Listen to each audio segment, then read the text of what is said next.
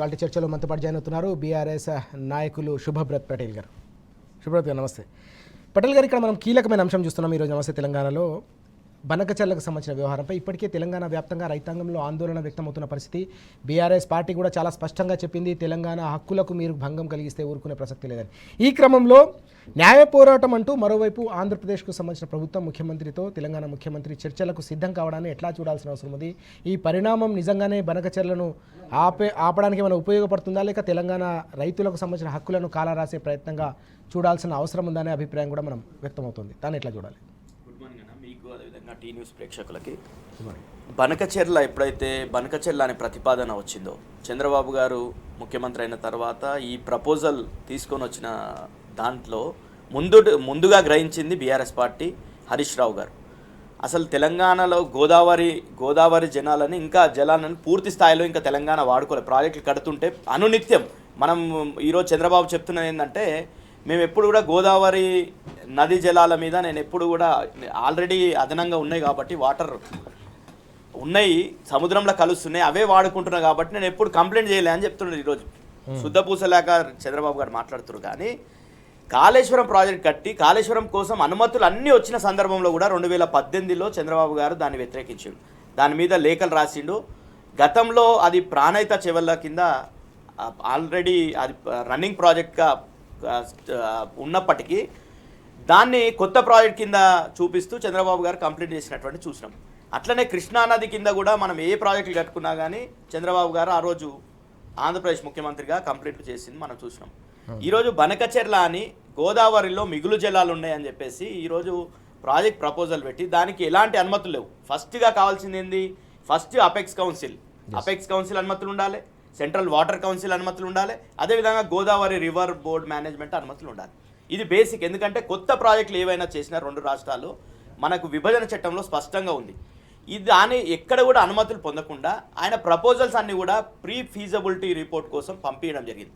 అది కూడా ఎప్పుడు పంపించిండు? ఇక్కడ రేవంత్ రెడ్డి గారితో జూలైలో చర్చలు చేసిండు. గత సంవత్సరం జూలైలో చర్చలు చేసిన తర్వాత ఆ రోజే బీజం పడ్డది. ఇక్కడ తెలంగాణలో వచ్చి ఆయన రేవంత్ రెడ్డి గారితో చర్చలు చేసిన సందర్భంలోనే బీజం వేసుకున్నాడు దాన్ని. ఈ ఆలోచనని తర్వాత ఉత్తమ్ కుమార్ రెడ్డి గారు విజయవాడ పోయిన సందర్భంలో మొత్తం కూడా మాట్లాడుకుర్రు. వీళ్ళు నో అబ్జెక్షన్లు ఇచ్చినట్టు వీళ్ళు చేసిన సందర్భంలో తెలంగాణలో కాంగ్రెస్ ప్రభుత్వం నవంబర్లో ఆయన నిర్మలా సీతారామన్ గారికి లేఖ రాయడం జరిగింది. మేము ఇట్లా ప్రాజెక్ట్ కట్టుకోదలుచుకున్నాం, దీనికి ఒక 80,000 కోట్లు అవుతాయి అని చెప్పి. మళ్ళీ డిసెంబర్లో దాంట్లో మీరు అన్ని అనుమతులు ఇవ్వాలని చెప్పి మళ్ళీ రెండోసారి కూడా లేఖ రాసి. ఇవన్నీ కూడా కాంగ్రెస్ ప్రభుత్వానికి కనిపించలే.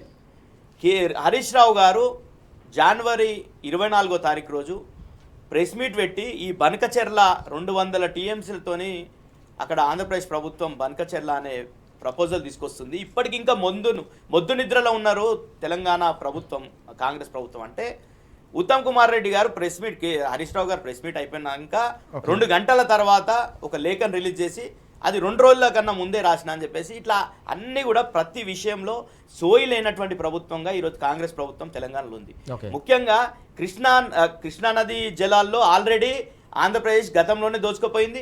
ఇప్పుడు కూడా వాళ్ళు పోతిరెడ్డిపాడు నుండి ఇంకా తీసుకుపోతున్నప్పటికీ పెడచవని పెట్టి మొన్న కల్వకుర్తిలో లిఫ్టులు ఆన్ చేయమంటే కూడా తెలంగాణ ఈడ హరీష్ రావు గారు అదేవిధంగా కేటీఆర్ గారు ప్రెస్ మీట్లు పెట్టి ఎందుకు లిఫ్ట్లో ఆన్ చేస్తలేరు మీరు, కల్వకుర్తిలో వరద వస్తుంది కృష్ణానదిలో అంటే ఆన్ చేయనటువంటి పరిస్థితి. అక్కడనేమో కృష్ణానది ఆల్రెడీ ఆంధ్రప్రదేశ్ తీసుకుపోతున్న నీళ్లు.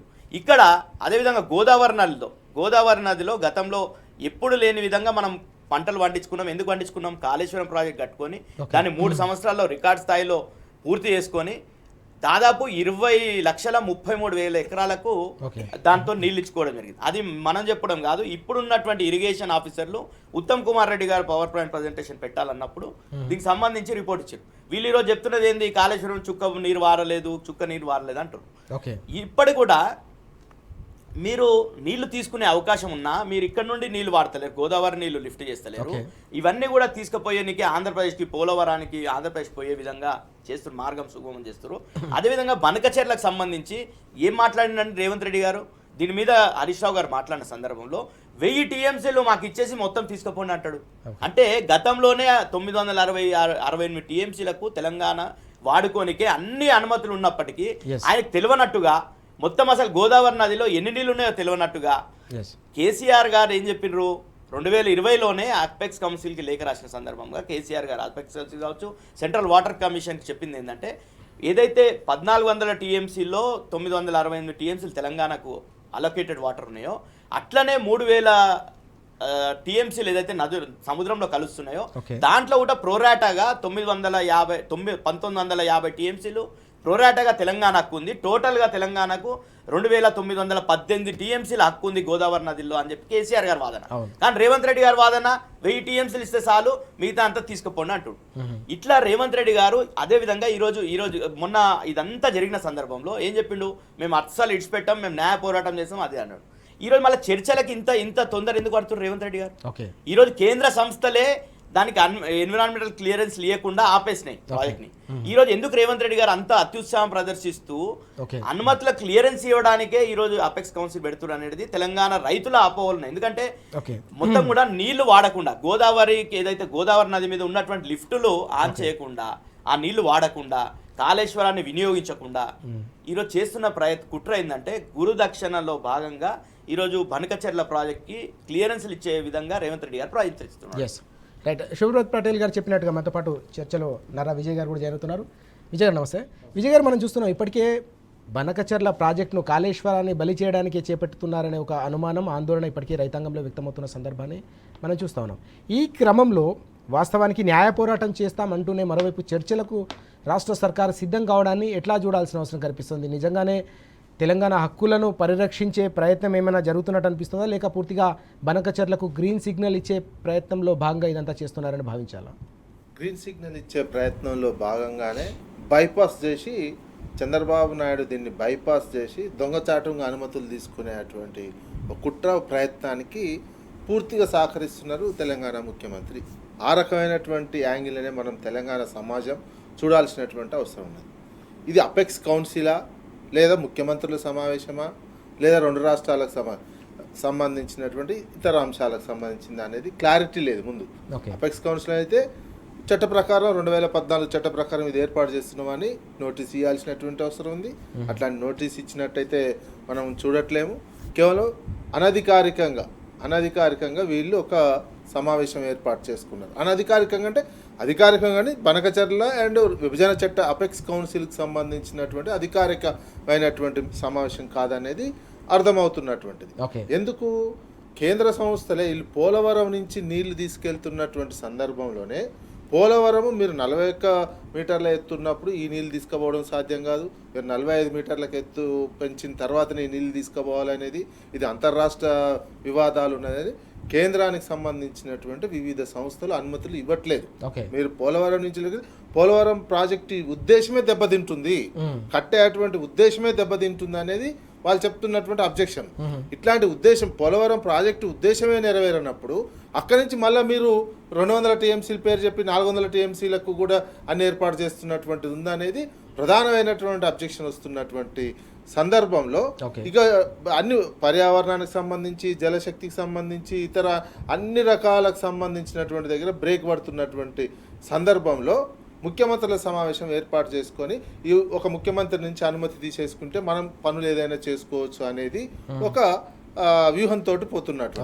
ఇంకొకటి ఇక్కడ మనకు ప్రధానంగా ఇది కనిపిస్తున్నది ఏంటంటే వాళ్ళకి ఎలక్షన్ నిధుల కోసం కూడా ఇది ఇప్పుడు ఉన్నటువంటి 80,000 కోట్లకు సంబంధించినటువంటి డిపిఆర్ చేస్తున్నారు. కానీ దాని ఎస్కలేషన్ దాదాపు 2 లక్షల కోట్ల వరకు పోతుంది అనేది మనకు ఉన్నటువంటి సమాచారం చెప్తున్నటువంటి వ్యక్తులు. ఈ 2 లక్షల కోట్లకు పెంచుకొని నెక్స్ట్ ఎలక్షన్ల ఖర్చు కింద దీన్ని ఇంత తీసేసుకోవాలి. ఇటు అది మోడీకి తెలుసు, చంద్రబాబుకు తెలుసు, అదేవిధంగా రేవంత్కు భాగస్వామ్యం కల్పిస్తున్నట్టు కనిపిస్తున్నది. మళ్ళీ ఇంకొకటి వీళ్ళు మేము తమిళనాడు ఎలక్షన్స్ ఉన్నటువంటి నేపథ్యంలో మేము ఈ నీళ్లను పెన్నా నదితో పాటు మేము కావేరికి కూడా లింక్ చేస్తామనేది చెప్తున్నారు. అది బీజేపీకి సంబంధించి రేపు తమిళనాడు ఎలక్షన్లో మేము కావేరికి నీళ్ళు తెస్తున్నాం అని చెప్పుకోవడానికి రాజకీయంగా ఉపయోగించుకునేటువంటి ప్రయత్నం. ఈ అన్నిట్లలో పావుగా ఉపయోగపడుతున్నది తెలంగాణ ముఖ్యమంత్రి, ప్రస్తుతం ఉన్నటువంటి ముఖ్యమంత్రి పావుగా ఉపయోగపడుతున్నారు. అందుకోసమే వీళ్ళిద్దరు ముందే అనుకున్నారు మనం ఈ ఫలానా రోజు మీటింగ్ పెట్టుకుందాం ఢిల్లీలో సిఆర్ పాటిల్ కలిసినటువంటి సందర్భం చెప్పినటువంటి దానికి 2 రోజులు ఇన్ని రోజులైంది ప్రభుత్వం తరఫున కొద్ది రోజులు ప్రజల్ని అవేర్నెస్ చేసినట్టు, బనకచర్లకు మేము పూర్తిగా మద్దతు ఉన్నట్టు, గత ప్రభుత్వం తప్పిదాల వల్లనే ఇదంతా జరిగిందని చెప్పడం కోసము వివిధ రకాల పవర్ పాయింట్ ప్రజెంటేషన్ సమయంలో రాజకీయ ఉపన్యాసాలు చేసి గత ప్రభుత్వం మీద దుమ్మెత్తి పోసే ప్రయత్నం చేసి ఇష్యూని డైవర్ట్ చేసేటువంటి ప్రయత్నం చేశారు. ఒక్కొక్క ఫిక్స్డ్ చేసినటువంటిది ఒక ఇష్యూని డైవర్ట్ చేసి బనకచర్లను డైవర్షన్ చేసుకొని పోయి పై రాష్ట్రం అనుమతి ఉందని ఒక అభిప్రాయం చంద్రబాబు నాయుడు క్రియేట్ చేసి పై రాష్ట్రం అనుమతి ఉన్నది అని చెప్పి జలశక్తికి సంబంధించి కేంద్ర ప్రభుత్వం వాళ్ళ చేతుల్లోనే ఉంది కదా, ముఖ్యమంత్రి ఒప్పుకున్నారు అని చెప్పి. దీనికి సంబంధించిన ఈరోజు రేపు జరిగేటువంటి మీటింగ్లో ప్రతి మినిట్ రాసుకోవాలి. తెలంగాణ సమాజానికి రేవంత్ రెడ్డి ఏం మాట్లాడిండు అనే విషయాన్ని మాత్రం వెంటనే బహిర్గతం చేయాల్సినటువంటి అవసరం ఉన్నది. దీన్ని సీక్రెట్గా పెట్టి నేనేం ఒప్పుకోలేదు, మొత్తం కొట్లాడుతున్నా అని బిల్డప్ ఇస్తే కాదు. అక్కడ మాట్లాడిన అవసరమైతే ఇద్దరి మధ్యలో జరిగేటువంటి అంశం లైవ్ టెలికాస్ట్ అయినా పెట్టాల్సినటువంటి అవసరం ఉన్నది. లేదా ప్రతి మినిట్స్ రాసి తెలంగాణ సమాజానికి చెప్పిన తర్వాత మళ్ళీ ఆమోదం తెలిపిన తర్వాతనే దాన్ని ఓకే చేయాల్సినటువంటి అవసరం. ఇది ఒక్కటే కాదు, రేపు ఛత్తీస్గఢ్ వాళ్ళు కూడా ఒప్పుకోవాలి కదా. దీనికి సంబంధించి ఛత్తీస్గఢ్ సమస్య కూడా వస్తుంది. వీళ్ళు ఎవరు లేకుండా వీళ్ళిద్దరే కూర్చొని మాకు పై రాష్ట్ర అనుమతి ఉందని చెప్పి బనకచర్ల నుంచి నీళ్ళు తీసుకుపోయేటువంటి కుట్రను తెలంగాణ సమాజం అడ్డుకోవాల్సినటువంటి అవసరం ఉంది. దీనికి సంబంధించినటువంటి ముఖ్యమంత్రుల సమావేశం సడన్గా ముందే వీళ్ళు ఇంటర్నల్గా డిసైడ్ చేసుకున్నారు. కానీ ఇప్పుడు అధికారికమైనటువంటి అపెక్స్ కౌన్సిల్ ఓన్లీ బనకచర్ల మీదనే జరుగుతుందా లేదా కృష్ణా జలాల మీద కూడా జరుగుతుందా? ఇవన్నీ అంశాలు మాత్రం వివిధ కొన్ని పత్రికల్లో కేవలం బనకచర్ల మీదనే వచ్చినటువంటిది. ఆంధ్రాకు సంబంధించినటువంటి ఆయనకు సపోర్ట్ చేస్తున్నటువంటి పత్రికలలో ఓన్లీ బనకచర్లకు సంబంధించినటువంటి సమావేశం అనే వస్తుంది. ఇది ఈ తెలంగాణ సమాజం మాత్రం ఈ సమావేశాన్ని చాలా ఈజీగా తీసుకోవడానికి వీల్లేదు. తెలంగాణ సమాజం ఈ సమావేశం మీద పూర్తిగా ఉండి పౌర సమాజం కావచ్చు, నీటిపారుదల నిపుణులు కావచ్చు అడ్డుకోవాల్సినటువంటి అవసరం. ఈ సమావేశంలో ప్రతి పాయింట్ కీలకమైనటువంటి అంశంగానే తెలంగాణ సమాజం తీసుకోవాల్సినటువంటి అవసరం అయితే ఉంది. చాలా కీలకమైన అంశాలు చెప్పారు. బనకచర్లకు సంబంధించిన వ్యవహారంలో ఇద్దరు రాష్ట్రాలకు సంబంధించిన ముఖ్యమంత్రుల సమావేశంలో తీసుకునే ప్రతి నిర్ణయం కావచ్చు, చేసే ప్రతి ఆలోచన కావచ్చు, చర్చిస్తున్న సందర్భంలో ప్రస్తావించే ప్రతి అంశంపై కూడా తప్పకుండా ఆ మినిట్స్ అన్ని కూడా నోట్ చేయాలని చెప్పేసి విజయ్ గారు అలాగే పటేల్ గారు కూడా చెప్తా ఉన్నారు. వీలైతే దాన్ని లైవ్ టెలికాస్ట్ పెట్టి తెలంగాణ తరఫున ఏం వాదన వినిపిస్తున్నారో కూడా ప్రజలకు చెప్పాల్సిన బాధ్యత ఈ ప్రభుత్వంపై ఉందనే అంశాన్ని కూడా ప్రస్తావిస్తున్న సందర్భం కనిపిస్తుంది. తెలంగాణ రైతులకు సంబంధించి తెలంగాణ రాష్ట్రానికి సంబంధించిన గోదావరి నీటి హక్కులను కాలరాస్తే మాత్రం తెలంగాణ రైతాంగం ఎట్టి పరిస్థితుల్లో కూడా ఉపేక్షించదు, బీఆర్ఎస్ కూడా ఎట్టి పరిస్థితుల్లో ఊరుకోదనే అంశాన్ని కూడా వారు ప్రస్తావిస్తున్న సందర్భాన్ని మనం చూస్తా ఉన్నాం. సుబ్రత్ పటేల్ గారు, ఇక్కడ కేంద్రం కూడా ఈ మొత్తం వ్యవహారంలో రంగంలోకి దిగిందనే అంశం కూడా ఈరోజు మనకు పత్రికల్లో కనిపిస్తుంది. బనకచర్ల కోసం రంగంలోకి కేంద్రం, జీబీ లింక్ కోసం గ్రౌండ్ ప్రిపేర్, నేడు వెదిరి శ్రీరామ్ ప్రెస్ కాన్ఫరెన్స్ అనే ఒక వార్త కూడా కనిపిస్తుంది. ఎట్లా చూడాల్సిన అవసరం ఉంది? వాస్తవానికి ఇప్పటికే తెలంగాణ సర్కారు వైపు కాంగ్రెస్ సర్కారుకు సంబంధించిన వ్యవహారంపై బీఆర్ఎస్ ఇప్పటికే పెద్ద ఎత్తున ధ్వజమెత్తుతున్న సందర్భం తెలంగాణ హక్కులను కాలరాస్తోంది. మరోవైపు ఇప్పుడు కేంద్రం కూడా ఇందులో ఇన్వాల్వ్ అవుతుంది, కేంద్రం కూడా రంగంలోకి దిగుతుందనే అంశం. దీనివల్ల ఎట్లాంటి పరిణామాలు చోటు చేసుకునే అవకాశం ఉందని భావించాలి? ఈరోజు కేంద్ర ప్రభుత్వం కూడా మొత్తం కూడా ఆది నుండి కూడా ఈ 11 సంవత్సరాల్లో మనం చూసినాం కదా, మోడీ గారి ప్రభుత్వం ఫస్ట్ ఫేజ్లో కూడా చంద్రబాబు గారు భాగస్వామ్యం ఉన్నటువంటి ప్రభుత్వంలో తెలంగాణకు అనువనున అడ్డుకున్నటువంటి పరిస్థితి చూసినాం. మనం ఏ ప్రాజెక్ట్ కట్టినా కానీ మనకి ఇబ్బందులు పెట్టినటువంటి చూసినాం. కాళేశ్వరం కావచ్చు, ఇక్కడ పాలమూరు రంగారెడ్డి కావచ్చు, ఇవన్నిట్లలో ఇబ్బందులు పెట్టింది.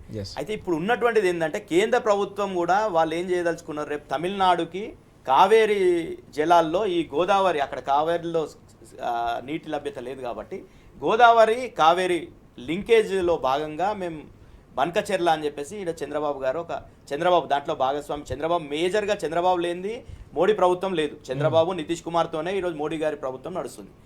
చంద్రబాబు గారి ఒత్తిడికి తలొగ్గి వాళ్ళు ఈరోజు బనకచెర్ల వరకు లింక్ 1 అంటే ఫేజ్ 1 కార్యక్రమంలో భాగంగా గోదావరి కావేరి నదుల సంగమంలో భాగంగా ఫస్ట్ ఫేజ్ 1లో బనకచెర్ల వరకు తీసుకుపోతున్నాం అని చెప్పేసి ఈ ప్రాజెక్టులో కేంద్ర నిధులు కూడా ఈరోజు వాస్తవానికి ఏంటంటే గతంలో మనం కాళేశ్వరం కట్టుకుంటే ఎఫ్ఆర్బిఎం పరిధి దాటి మనం అప్పులు తీసుకున్నామని చెప్పేసి మనకు పెనాల్టీలు వేసినటువంటి చూసినాం. మనం పెనాల్టీలు వేసి రికవరీ చేసింది గతంలో మోడీ గారి ప్రభుత్వం.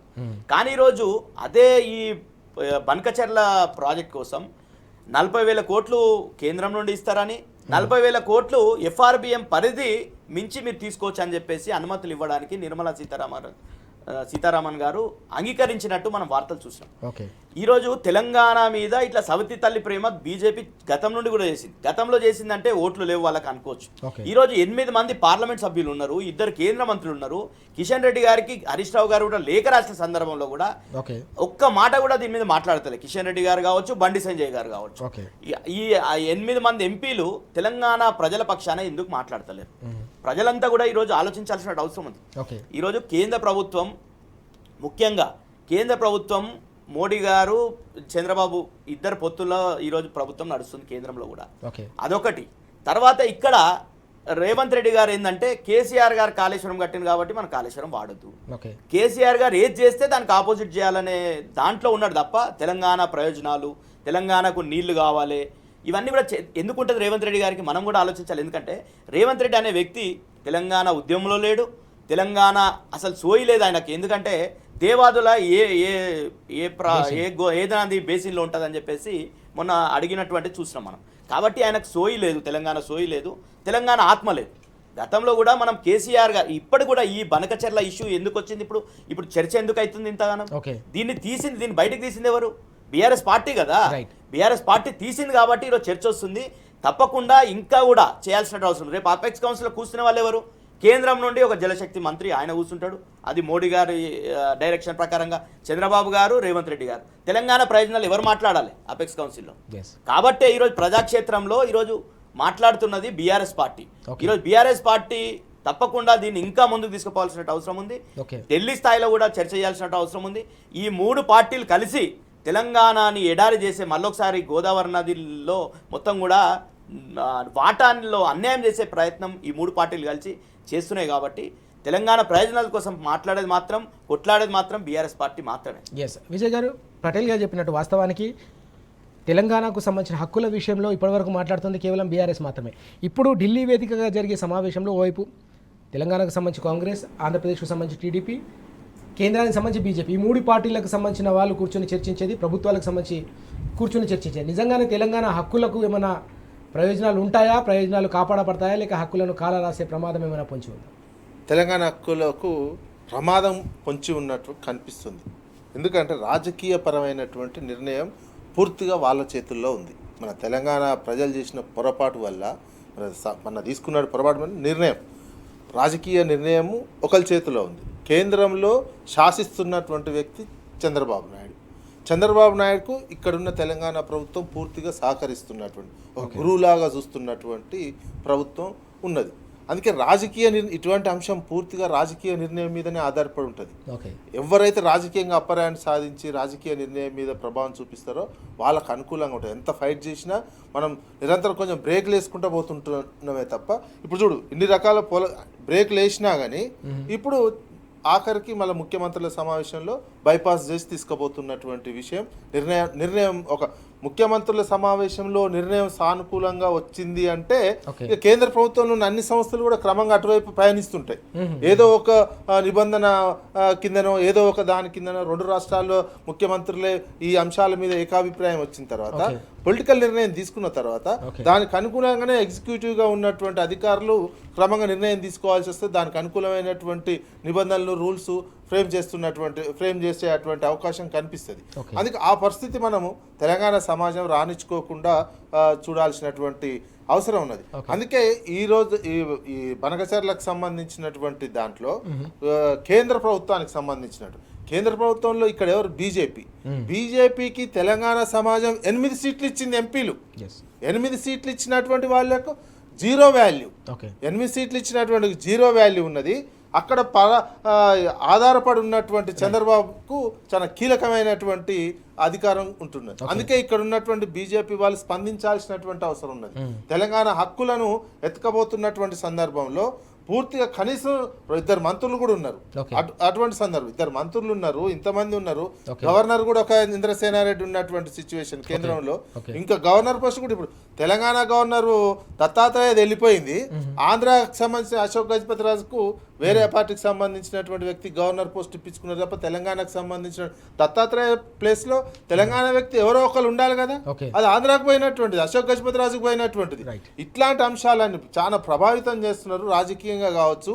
ఇటువంటి నీళ్ళ మీద నిర్ణయాలు తీసుకునేటువంటి విషయంలో ఓకే. రాజకీయ పవర్ని నిర్ణయాన్ని మార్చే విధంగా పోరాటాలు ఉండాలి. ఇప్పుడు ఉన్నటువంటి సందర్భంలో బీఆర్ఎస్ పార్టీ కానీ తెలంగాణ సమాజంలో ఉన్నటువంటి పౌర సమాజం కానీ బీజేపీకి ముఖ్యంగా బీజేపీకి ఎదుర శ్రీరామ్ అనే వ్యక్తి తెలంగాణ వ్యక్తి అయినప్పటికీ ఆయన కేంద్రంలో ఉన్నాడు.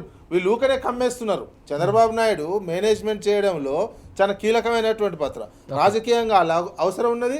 అదేవిధంగా ఆయన కమ్మడంలో మేనేజ్ చేయడంలో చాలా కీలక పాత్ర ఉంటుంది. ఆయన ఆరుతేరిన వ్యక్తి, అందులో నిపుణుడు చంద్రబాబు. వీళ్ళందరూ తెలంగాణలో ఉన్నటువంటి బీజేపీ అదేవిధంగా కాంగ్రెస్కు సంబంధించినటువంటి వాళ్ళని కమ్మేయడంలో చాలా కీలకమైనటువంటి పాత్ర పోషిస్తున్నాడు. అదేవిధంగా దీని రిపేర్లకు సంబంధించి మేడిగడ్డను రిపేర్ చేస్తే నీళ్ళు వాడుకోవచ్చు. ఇప్పుడు సిడిఎఫ్ మన రాసినటువంటి ఇచ్చంపల్లిని మళ్ళీ ఇచ్చంపల్లి అనేటువంటి అంశాలు అంతర్రాష్ట్ర జల లింకుల కోసము ఇచ్చంపల్లికి సంబంధించినది మేము చేస్తామని మళ్ళీ మాట లేపుతున్నారు ఉత్తమ్ కుమార్. ఇవన్నీ ఒక కన్ఫ్యూజన్ చేస్తున్నారు. తెలంగాణకు సంబంధించినటువంటిది రాజకీయ నిర్ణయం ఆంధ్రాకు అనుకూలంగా నిర్ణయం ఉండే విధంగా రాజకీయ నాయకులు వ్యవహరిస్తున్న ఉన్నటువంటి అన్ని పార్టీలు అంటే బీజేపీ అండ్ కాంగ్రెస్ సంబంధించిన తెలంగాణ నాయకులు. ఇది సమాజం గమనించుకోవాల్సినటువంటి అవసరం ఉంది. చాలా కీలకమైన అంశం ఇది. వాస్తవానికి బీఆర్ఎస్ పక్షాన తెలంగాణ రైతుల పక్షాన గోదావరి జలాల్లో తెలంగాణ హక్కులు కోల్పోయే పెను ప్రమాదం ఉందని అనేక రకాల అభ్యంతరాలు రైతుల గొంతు వినిపిస్తున్నప్పటికీ కూడా ఈ మొత్తం వ్యవహారంలో బనకచెర్లకు సంబంధించిన వ్యవహారంలో ముఖ్యమంత్రుల స్థాయి చర్చకు ఈ పరిణామం చోటు చేసుకోవడం అనేది తెలంగాణ రైతుల హక్కులకు జలాలకు సంబంధించిన వ్యవహారంలో తెలంగాణ హక్కులకు కూడా ప్రమాదకరం అని చెప్పేసి విజయ్ గారు అలాగే పటేల్ గారు కూడా చాలా స్పష్టంగా చెప్తా ఉన్నారు.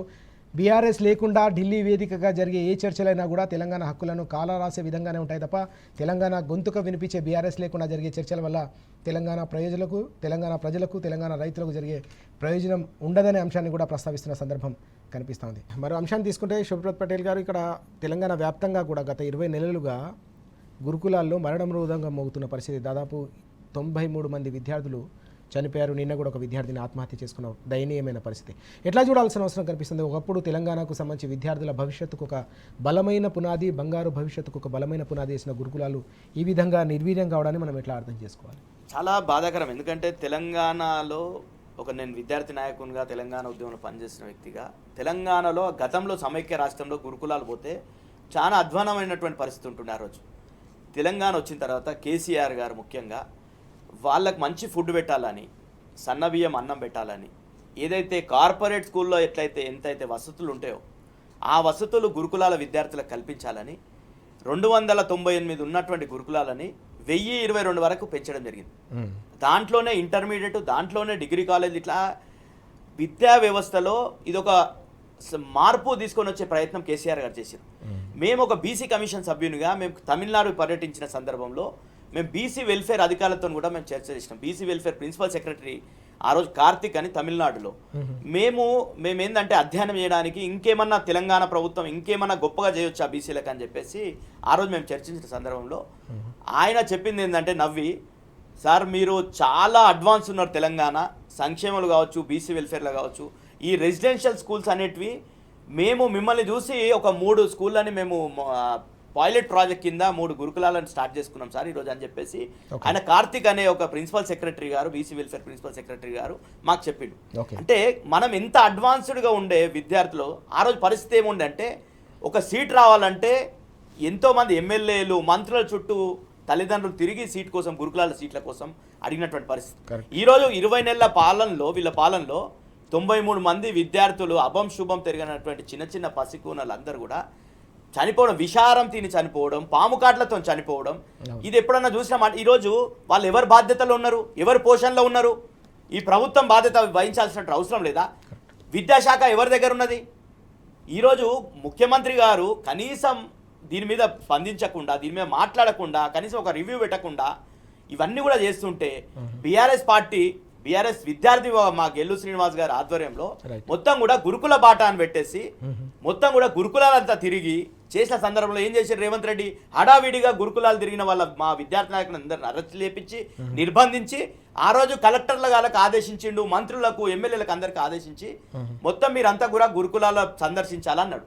తూతు మంత్రంగా ఒక వారం రోజులు కంప్లీట్ అయిపోయింది. మళ్ళీ ఈ రోజు కూడా ఇంకా విషారం తిని కల్తీ ఆహారం తిని, గతంలో మేము చూసినాం తాండూరులో గిరిజన బాలికల హాస్టల్లో మొత్తం విషారం తిని దాదాపు 27-28 మంది హాస్పిటల్ పాలైతే ఆ రోజు మా మాజీ మంత్రులు సబితా ఇంద్రారెడ్డి గారు, అదేవిధంగా సత్యవతి రాథోడ్ గారు, మేమందరం కూడా కలిసి వాళ్ళని పరామర్శిస్తామంటే పరామర్శించేటటువంటి పరిస్థితి ఆ రోజు కల్పించింది. ఈరోజు ఇప్పటికి ఈ బాధ్యత నిజంగా చెప్తున్నా, ఇవి ఆత్మహత్యలు, ఇది ప్రభుత్వ హత్యలుగా ఆలోచించాలి. ఎందుకంటే ప్రభుత్వ ఆధీనం ఈరోజు తల్లిదండ్రులు ఏమని భావించి ప్రభుత్వానికి అప్పచెప్తున్నారు పిల్లల్ని మా పిల్లల్ని మంచి చదువు చెప్పండి, వాళ్ళ భవిష్యత్తుని నిర్మించండి అంటే వాళ్ళని మొత్తం కూడా వాళ్ళని ఈరోజు వాళ్ళ శివాలను ఇంటికి పంపిస్తున్నటువంటి పరిస్థితి చూస్తున్నాం కదా. ఎంత బాధాకరంగా ఉంటుందండి. ఈరోజు విషారం తిని విద్యార్థినులు నిన్న 5th క్లాస్ అమ్మాయి ఆత్మహత్య ఎందుకు చేసుకుందండి. ఈరోజు ఇట్లాంటి పరిస్థితి దాపరించడం అనేది చాలా బాధాకరం. మర్పల్లిలో కూడా ఈ కేజీబీలో అసలు పర్యవేక్షణ లేకుండా, ఎందుకంటే డిఓ గారు ఎంఈఓ గారు పర్యవేక్షించాలి దీని మీద.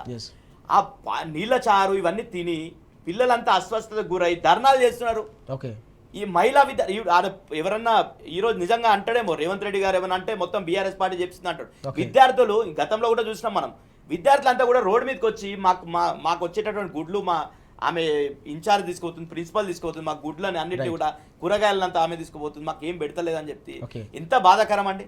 పర్యవేక్షించాల్సిన బాధ్యత లేదా? ఈరోజు విద్యాశాఖ మంత్రి ఉంటే కొంత మేలు జరుగుతుండే కదా. విజయ్ గారు, ఇక్కడ పటేల్ గారు చెప్పినట్టు వాస్తవానికి విద్యార్థులు ఒక ఉన్నతమైన భవిష్యత్తుకు పునాది వేయాల్సిన గురుకులాల్లో ఇలా విగత జీవులుగా మారడం, ఫుడ్ పాయిజన్కు గురి కావడం అనేది ఎట్లా చూడాల్సిన అవసరం కనిపిస్తుంది. ఈ వరుస సంఘటనలు ఇక్కడ కూడా ఆగుతున్న సందర్భం కనిపించట్లేదు. అనేక సందర్భాల్లో ప్రభుత్వంపై బీఆర్ఎస్ పక్షాన కేటీఆర్ గారు కావచ్చు, హరీష్ రావు గారు కావచ్చు, ఇతర నేతలంతా కూడా ఒత్తిడి పెంచుతున్నా కానీ పరిస్థితుల్లో కూడా ఎలాంటి మార్పు రాకపోవడాన్ని మనం ఎట్లా చూడాల్సిన అవసరం ఉంది. ఇంటెన్షన్, ప్రభుత్వ ఉద్దేశం ఏంటంటే ఈయన చేతిలో విద్యాశాఖ పెట్టుకొని దానికి ఒక భారీ బడ్జెట్, ఒకటి 20-25 వేల కోట్లతోటి ఇంకొక మోడల్ స్కూల్ నిర్మించాలి, ఆల్టర్నేటివ్ స్కూల్ నిర్మించాలి, రెసిడెన్షియల్ అనేది పెట్టుకున్నటువంటి అంశం. ఇప్పుడు దాన్ని పెద్ద చేసి చూపించడానికి ఏం చేయాలి? ఉన్న వ్యవస్థ గురుకులాలని దెబ్బతీయాలంటే దాని మీద విశ్వసనీయత దెబ్బతీయాలి, దాని మీద ఉన్నటువంటి నమ్మకాన్ని దెబ్బకొట్టాలి, పిల్లలు అటువైపు పోకుండా చూడాలి. ఈ గురుకులాలు మంచివి కావు, ఫుడ్ ఉండదు, స్టడీ ఉండదు, ఆడిపోతే పిల్లలకు పాము కాట్లతో చచ్చిపోతారు అని ఒక భయం క్రియేట్ చేస్తే ఆ గురుకులాల వ్యవస్థ నాశనం అయిపోతుంది. అప్పుడు అప్పుడు 20,000 కోట్ల రూపాయలు ఖర్చు పెట్టుకోవాలి కదా. 20,000 కోట్ల రూపాయలకు సంబంధించిన రకరకాల వచ్చే ఉంటాయి కదా. దాన్ని నేను ఈ రకంగా బిల్డప్ చేసుకుంటున్నా అనే దానిలో భాగంగానే ఈ గురుకులాల వ్యవస్థని నిర్లక్ష్యం వేస్తూ ఇంటెన్షనల్లీ, దాని వాస్తవానికి నేరపూరితమైనటువంటి నిర్లక్ష్యం అనే అనుకోవాల్సినటువంటి అవసరం ఉంటుంది. పిల్లల్ని విద్యకు సంబంధించిన నువ్వు ఖర్చు పెడితే నువ్వు వేరే విధంగా మంచిగా దీన్ని స్ట్రాంగ్ చేసుకుంటూ అది ఇంకో వ్యవస్థ నిర్మించుకోవాల్సినటువంటి బాధ్యత ఎవరైనా బాధ్యత గల ప్రభుత్వం, ముఖ్యమంత్రి ఆ రకంగా వ్యవహరిస్తారు. ఈ గురుకులాలతోటి మన గతంలో స్టాటిస్టిక్స్ చూసినా ఏది చూసినా గత 10 సంవత్సరాల కాలంలో ఈ గురుకులాలలో చదివినటువంటి విద్యార్థులు ఐఐటీలలో, ఐఐఎంలలో, ఎయిమ్స్లో అనేక మంది విద్యార్థులు సీట్లు కొట్టినటువంటి సిచ్యువేషన్ చూసినాం. భారతదేశంలో ప్రభుత్వ పాఠశాలల్లో, ప్రభుత్వ కళాశాలల్లో, గురుకులాల్లో చదివి ఈ రకంగా జాతీయ స్థాయి ఇన్స్టిట్యూషన్స్లలో సీట్లు కొట్టినటువంటి పరిస్థితి దేశంలో ఏ రాష్ట్రంలో లేదు. తెలంగాణలోనే ఉన్నటువంటి సిచ్యువేషన్ ఉన్నది. తెలంగాణకు సంబంధించినటువంటి గురుకులాలలో చదివిన ఓన్లీ ఇవే కాదు, ఎయిమ్స్, ఐఐటి, ఐఐఎంసే కాదు, ఇతర ఇన్స్టిట్యూషన్స్ చాలా ఉన్నాయి జాతీయ స్థాయిలో. మొత్తం కార్పొరేట్ తోటి వీళ్ళతో పోటీ పడి ఒక రకమైనటువంటి ప్రపంచ స్థాయి ఉద్యోగాలు కూడా చేసినటువంటి సిచ్యువేషన్ చూసినటువంటి అలాంటి వ్యవస్థని క్రమంగా నువ్వు ఈ వ్యవస్థను ఏం చేయాలి? నెక్స్ట్ లెవెల్ తీసుకుపోయి ఏమైనా బిల్డింగ్ లేకపోతే పర్మనెంట్ బిల్డింగ్ కట్టాలి. ఫుడ్కి సంబంధించినటువంటి నాణ్యమైనటువంటి ఫుడ్ అందించారు. సన్నబియ్యం అందిస్తున్నాను చెప్పినటువంటి వ్యక్తివి నేను సన్నబియ్యం రాష్ట్ర ప్రజలందరికీ అందిస్తున్నాను గొప్పగా చెప్పుకుంటున్నటువంటి ముఖ్యమంత్రి గురుకులాలకు ఇంకా అంతకంటే క్వాలిటీ ఫుడ్ అందించాలి. నువ్వు ఫుడ్డే విషారంగా మారి పిల్లలు చనిపోయేటువంటి సిచ్యువేషన్ వస్తుందంటే మీ పర్యవేక్షణ ఏ రకంగా ఉందనేది సమాజానికి అర్థమవుతుంది. మీరు గురుకులాలను ఉద్దేశపూర్వకంగానే నిర్లక్ష్యం చేస్తున్నారు. ఉద్దేశపూర్వకంగా ఆ వ్యవస్థని మొత్తం పండబెట్టితే గురుకులాలంటే భయపడి నిన్నమనేది. గురుకులాలంటే సమ్మర్ వచ్చినా ఇంకొంత రోజుల నుంచి అందులో సీట్ కొట్టడానికి రకరకాల ప్రిపరేషన్స్, కొన్ని స్వచ్ఛంద సంస్థలు సహకారం చేసి నువ్వు గురుకులాల్లో సీట్ కొట్టాలని ప్రోత్సహించినటువంటి సందర్భాలు చూసినటువంటి అటువంటిది అమ్మో ఇప్పుడు గురుకులాలంటే భయపడే సిచ్యువేషను, ఏదైనా పైరవ్ అంతకుముందు చదివి సీటు కొట్టాలని, ఇప్పుడేంది పైరవ్ చేసుకుంటే వస్తుందా అనేటువంటి ఆలోచన. అది కూడా ఏంది ఒక స్టడీస్ అయినటువంటి క్రీమ్ లాంటి పిల్లలు కాకుండా స్టడీ లేనటువంటి ఉన్నటువంటి వాళ్ళని లోపల పంపించే విధంగా వాళ్ళు ఆల్టర్నేటివ్ స్టడీ ఏమాత్రం కొంచెం ఉన్నా వాళ్ళు ప్రైవేటుకి పోయే విధంగా ప్రోత్సహిస్తున్నావు. ప్రైవేటుకు సంబంధించినటువంటి నువ్వు పెట్టినటువంటి పెద్ద పెద్ద స్కూల్స్ 25,000 కోట్ల రూపాయలు పెట్టేటువంటి స్కూల్స్ ఇంకా అందుబాటులోకి రాకముందే ఈ వ్యవస్థను దెబ్బతీస్తున్నావు. ఇది ఇంటెన్షనల్లీ చేస్తున్నాడు. అందుకే ఇది ప్రేమ లేదు అసలు తెలంగాణ మీద ఏ అంశం, జల విషయంలో కావచ్చు, విద్యా వ్యవస్థలో కావచ్చు, ఏ రంగం మీద కూడా కావచ్చు ఉన్నటువంటి రేవంత్ రెడ్డికి ముఖ్యమంత్రికి కనీసం ప్రేమ కనిపించటం లేదు తెలంగాణ సమాజం మీద. రైట్, మనం చూస్తా ఉన్నాం కేసీఆర్ గారి హయాంలో గురుకులాల్లో చదివే విద్యార్థులు పెద్ద ఎత్తున జాతీయ స్థాయి అత్యుత్తమమైన విద్యా సంస్థల్లో కూడా రికార్డు స్థాయిలో కార్పొరేట్తో పోటీ పడి ర్యాంకులు సాధించిన సందర్భం. కానీ ఇప్పుడు ఉద్దేశపూర్వకంగానే ఆ గురుకులాలను నిర్వీర్యం చేసే ఒక కుట్ర జరుగుతుందనే అనుమానాన్ని విజయ్ గారు అలాగే పటేల్ గారు కూడా వ్యక్తం చేస్తున్న పరిస్థితి.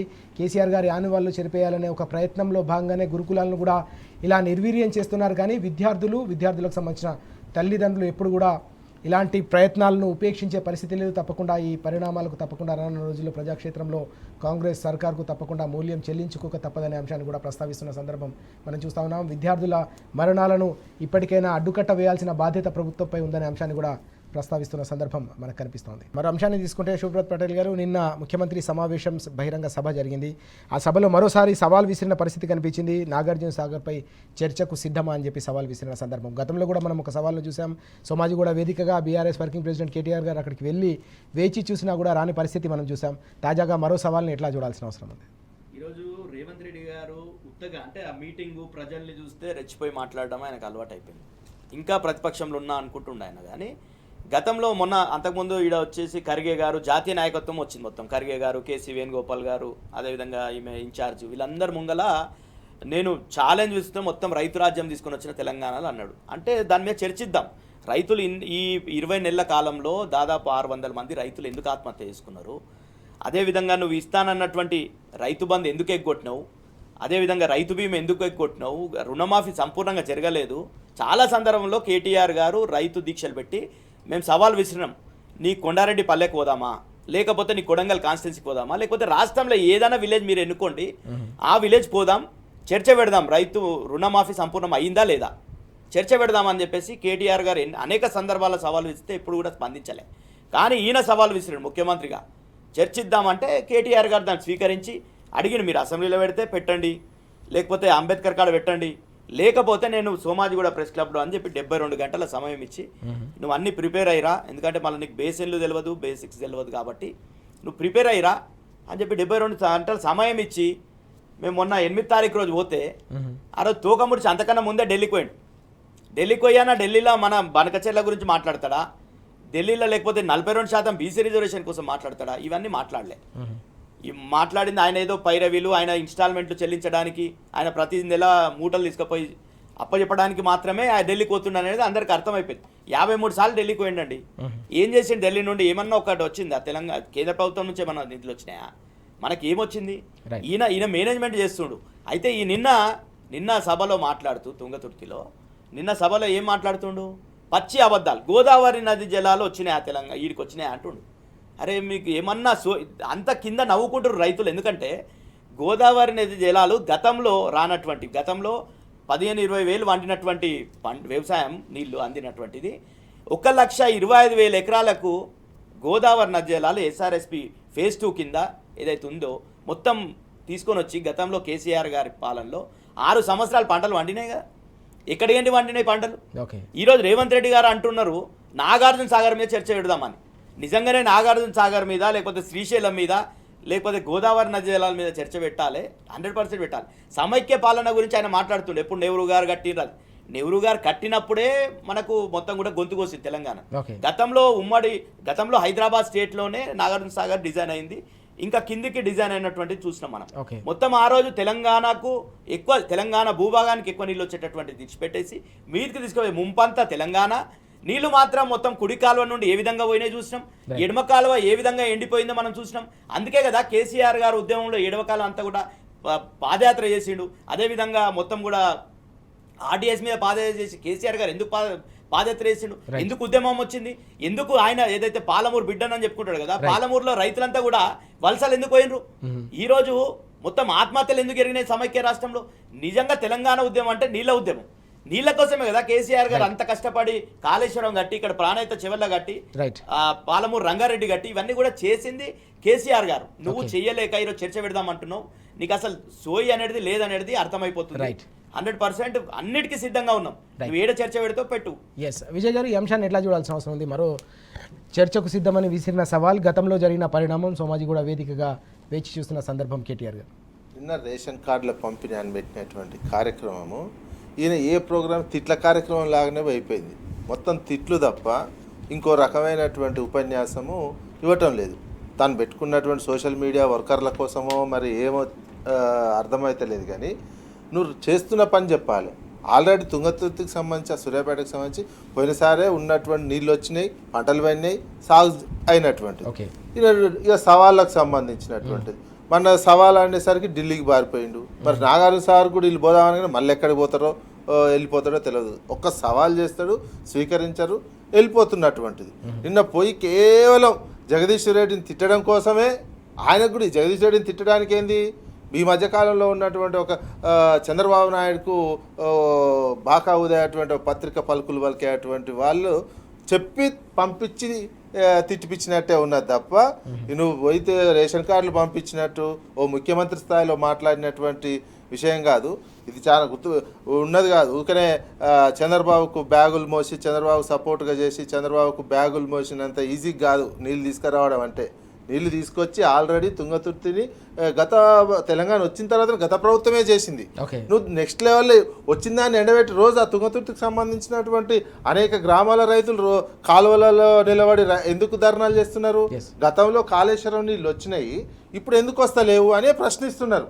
నువ్వు ప్రశ్నిస్తుంటే దానికి ఉల్టా పోయి వేరే తీరుగా మాట్లాడి అంత ఈజీగా చంద్రబాబుకు సపోర్ట్ చేసి నీళ్ళని చంద్రబాబుకు కోసం బ్యాగులు మోసి 50 లక్షల రూపాయలు ఇస్తూ దొరికినటువంటి అంత ఈజీ కాదు నీళ్లు తీసుకురావడం అనేది గుర్తుపెట్టుకోవాల్సినటువంటి అవసరం ముఖ్యమంత్రి గారికి ఉన్నది. మీరు పోయి కేవలం తిట్టడానికి ప్రతి మీటింగ్లో కూడా గత ప్రభుత్వాన్ని తిడితేనే నేను హైలైట్ అవుతా అనుకోవడం, లేదా చంద్రబాబు నాయుడు పత్రికల కోసం తిట్టడమే స్టార్ట్ చేసినటువంటి పరిస్థితి కనిపిస్తుంది తప్ప మీరు సాగర్ దగ్గర చర్చ కంటే వస్తారా? మననే రాలేదు, మననే వెళ్ళిపోయారు.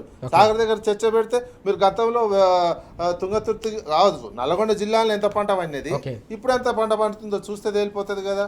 ఇంకా ముఖ్యంగా గతంలో అసలు తుంగతుర్తి సైడ్ పండలే పంట ఎక్కువ వరుసగా అయినటువంటి సిచ్యువేషన్ ఉన్నది. అది కూడా ఏంది, కాళేశ్వరం నీళ్ళు వచ్చిన సందర్భంలో వాళ్ళు అప్పుడు కాంగ్రెస్ పార్టీ మొదలుపెట్టి ప్రాజెక్టులన్నీ ఫినిష్ చేసి ఉంటే ఈ పరిస్థితి ఎందుకు వస్తుండే? దేశంలో కావచ్చు, రాష్ట్రంలో కావచ్చు. నువ్వు 2014 ముందు పంటలు ఎంత, 2014 తర్వాత తెలంగాణలో పంటలు ఎంత? వర్షాలు అప్పుడు పడ్డాయి, ఇప్పుడు పడ్డాయి. 2014 ముందు అసలు దేశంలో తెలంగాణలో వర్షాలే పడలేదు, బోలెడు సార్లు వర్షాలు పడ్డాయి, అయినా పంటలు పండలే. 2014 తర్వాత వ్యవసాయ ప్రొడక్షన్ ఎందుకు పెరిగింది? అది ఎవరికి చూసినా అర్థమైపోయినటువంటి సిచ్యువేషన్ ఉంటుంది. నల్గొండ ఇంకెక్కువ పంటలు పడినాయి నల్గొండలో ఈ 10 సంవత్సరాల కాలంలో. అది గమనించుకొని మాట్లాడాలి తప్ప నువ్వు రేషన్ కార్డుకు పోయినా అదే మంత్రం, ఇంకో కార్డు పంచినా అదే మంత్రం, ఇంకేడి పోయినా ఇదే తిట్లే మంత్రంగా ఉపయోగించుకుంటే మీరు ప్రజా సమాజం గమనిస్తుంది. మీరు తెలంగాణ మీద సోయితోటి మాట్లాడితే బాగుంటుంది. నీటి వనరులకు సంబంధించి కావచ్చు, గురుకులాలకు సంబంధించింది కావచ్చు, ఇట్లా రేషన్ కార్డులకు సంబంధించినటువంటిది కావచ్చు, ఆ రకంగా చూడాలి తప్ప ముఖ్యమంత్రి స్థాయిలో ఉందాగా వ్యవహరిస్తే చాలా మంచిది. రైతులకు ఎవరేం చేశారో చర్చించేందుకు సిద్ధమని చెప్పి బీఆర్ఎస్ వర్కింగ్ ప్రెసిడెంట్ కేటీఆర్ గారు సోమాజిగూడ ప్రెస్ క్లబ్కి వచ్చి గంట పాటు వేచి చూసినా ఆ రోజు రాకుండా మరోసారి చర్చకు సిద్ధమని మరో సవాల్ విసరడం అనేది అత్యంత విడ్డూరంగా ఉందనే అంశాన్ని కూడా విజయ్ గారు, పటేల్ గారు కూడా వ్యక్తం చేస్తూ ఉన్నారు. దీనికి తోడుగా 2014 ముందు తెలంగాణలో ఎంత పంట పండింది, రైతులకు ఏ విధంగా పరిస్థితి ఉంది, దాని తర్వాత 2014 తర్వాత రైతుల పరిస్థితి ఏ విధంగా ఉందో, తెలంగాణ దేశానికి అన్నపూర్ణగా ఎలా మారిందో గణాంకాలు చూస్తే తెలిసిపోతుందనే అంశాన్ని కూడా వారు ప్రస్తావిస్తున్న పరిస్థితి మనం చూస్తూ ఉన్నాం. శుభప్రత పటేల్ గారు, ఇక్కడ మరో కీలకమైన అంశం కూడా మనకు కనిపిస్తూ ఉంది. గోపన్పల్లిలో దాదాపు 90 ఎకరాలు 9,000 కోట్ల రూపాయలకు సంబంధించిన భూదందాకు సంబంధించిన వ్యవహారం ఇటీవల నమస్తే తెలంగాణ వెలుగులోకి తీసుకొచ్చిన తర్వాత దానిపై పెద్ద ఎత్తున చర్చ జరుగుతున్న పరిస్థితి.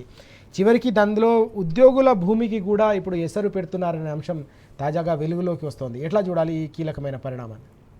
ముఖ్యంగా రేవంత్ రెడ్డి గారికి భూముల మీద పట్టున్నతారు. తెలంగాణలో గతంలో చాలామంది చెప్తారు ఏంటంటే మొత్తం హైదరాబాద్ చుట్టూ ఉన్నటువంటి భూములు ఏది చెప్పినా కానీ ఆయన సర్వే నంబర్లతో సహా మొత్తం కూడా చెప్పేటటువంటి ఆయన రియల్ ఎస్టేట్ మాఫియా నడిపేందుకు గతంలో తెలుసు.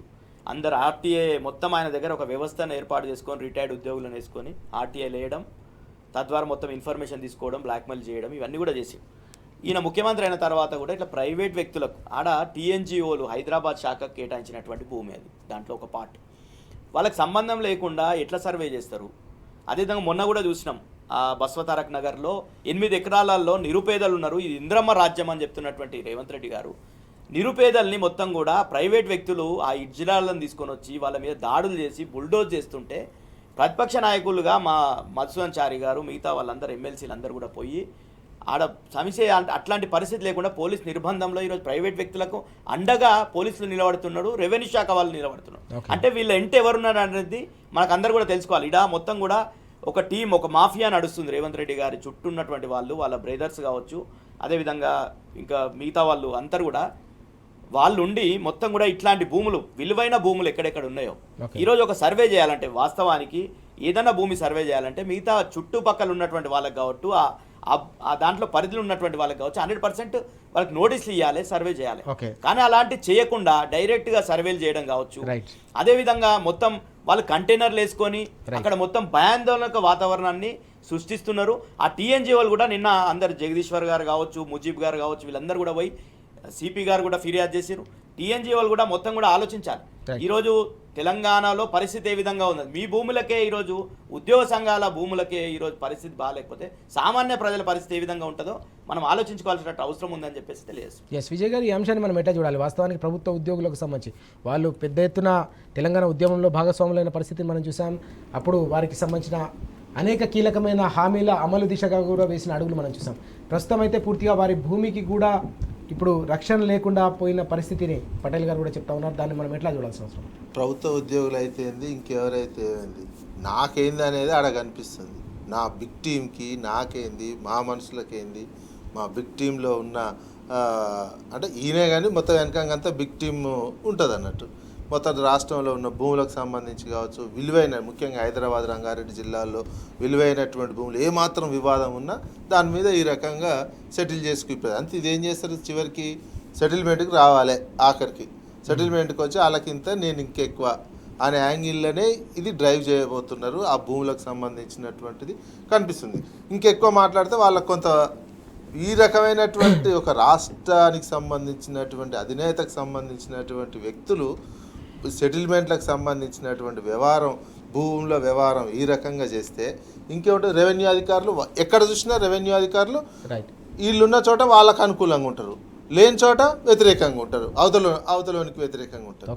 వీళ్ళు ఎక్కడుంటే వాళ్ళకు అనుకూలమైనటువంటి రెవెన్యూ అధికారులు మొత్తం వాళ్ళకు అనుకూలంగా వ్యవహరిస్తారు. భవిష్యత్తులో వీళ్ళందరికీ ఎప్పుడో ఒకసారి ఎవరో ఒకళ్ళు గట్టికి తగిలినటువంటి సందర్భంలో జైలుకు పోవాల్సినటువంటి పరిస్థితి వస్తుంది. అధికారులు కూడా గుర్తుపెట్టుకోవాల్సినటువంటి అవసరం. ఈ అధికారులు కూడా కోర్టు తీర్పులు ఉన్నాయనుకోండి, కొన్ని చోట్ల కోర్టు తీర్పులు ఉంటే అవతల పార్టీ వాళ్ళకి తీర్పులు ఇచ్చి వీళ్ళకి రిజిస్ట్రేషన్ చేయకుండా అవతల పార్టీ వాళ్ళకే మీరు ఇట్లా వచ్చింది, మీరు ఏదైనా కేసు వేసుకొని తెచ్చుకోండి అని రెవెన్యూ అధికారులు మాత్రం చాలా ఘోరమైనటువంటి పాత్ర కొంతమంది అధికారులు పోషిస్తున్నట్టు కనిపిస్తుంది. ఇటువంటి టీంలు, బిగ్ టీంలు ఉన్న చోట వాళ్ళకు అనుకూలంగా వాళ్ళు ఇంత షేర్ తీసుకొని సెటిల్ చేసుకుంటున్నటువంటి దీనికి అన్నిటికీ మూలం ఇదే. మళ్ళా ముఖ్యమంత్రికి సంబంధించినటువంటి వ్యక్తులే అంత ధైర్యం ఎవరుకుంటుందండి? భూములు రికార్డుల్లో లేకున్నా కూడా అమ్మకానికి చేసి దానికి మళ్ళీ సబ్ డివిజన్ నెంబర్లు వేయించుకుంటాం అనే అంత కాన్ఫిడెన్స్ ఎవరికి ఉంటుంది? భూభారతిలో లేనటువంటి కూడా ఇందులో అమ్మకానికి పెట్టి చూపిస్తున్న, రికార్డులో లేనటువంటి దానికి కూడా మేము చేయించుకుంటాం అని చెప్పించేటువంటి పరిస్థితి ఎవరు, అంత ధైర్యం ఎందుకు వస్తుందంటే ముఖ్యమంత్రి చేస్తారు అనేటువంటి వాళ్ళకు ఉన్నటువంటి నమ్మకం. రెవెన్యూ అధికారులు కూడా అంతా వాళ్ళు తీసుకుంటారులే అని. మనం ఇది సమాజంలో జరుగుతున్నటువంటి అంశం ఎట్లా డ్రైవ్ అవుతుంది సమాజం అనేది చూసుకోవాలి. ఎస్, చాలా కీలకమైన అంశం ఇది. గోపన్పల్లిలో 9,000 కోట్ల రూపాయల విలువ చేసే భూదందాకు సంబంధించిన వ్యవహారంపై నమస్తే తెలంగాణలో వరుసగా వస్తున్న కథనాలు పెద్ద ఎత్తున సంచలనం రేకెత్తిస్తున్న పరిస్థితి చాలా స్పష్టంగా కనిపిస్తుంది. ప్రభుత్వ భూములే కాదు, చివరికి ప్రభుత్వ ఉద్యోగుల భూమికి కూడా ఎసరు పెట్టడం అనేది ఇప్పుడు తెలంగాణ వ్యాప్తంగా కూడా చర్చకు దారితీస్తున్న సందర్భం మనం చూస్తూ ఉన్నాం. Thank you very much Patel గారు, అలాగే విజయ్ గారు చర్చలో పాల్గొన్నారు. ఇది వాటి వార్తలు వాస్తవాలు. నమస్తే.